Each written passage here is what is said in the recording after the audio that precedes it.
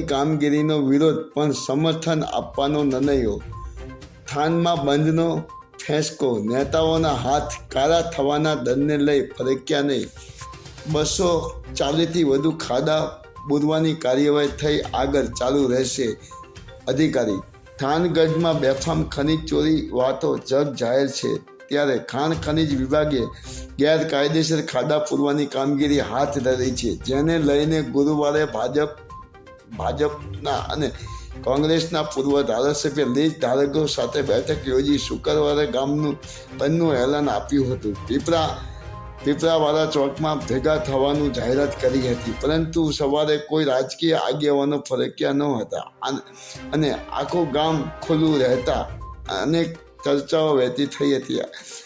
આ મામલે એવું પણ કહેવામાં આવે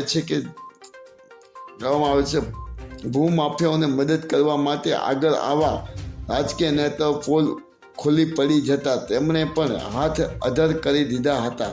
ત્યારે ભાજપના ધારાસભ્ય શામજી ચૌહાણ ખાણ ખનીજ અધિકારી ઉપર આક્ષેપ કરી જણાવ્યું કે તેમણે પણ ખનીજમાં જે સાચા લીઝ ધારકો છે તેમને ખોટી રીતે પરેશાન કરવાનું બંધ કરવું જોઈએ. રાજકીય આગેવાની હેઠળ અનેક સવાલો ખડા કર્યા છે.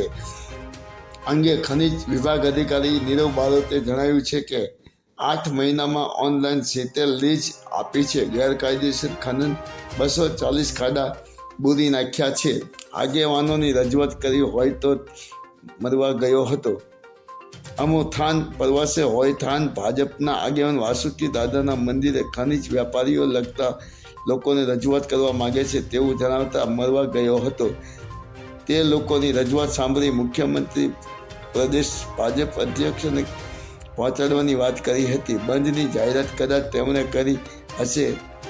આ જાહેરાત મેં કરી નથી તેમ ચોટીલા મત વિસ્તારના ધારાસભ્ય શામજી ચૌહાણે જણાવ્યું હતું. માયાજાળ ન્યૂઝ ચેનલ જયેશ ચૌહાણ સુરેન્દ્ર.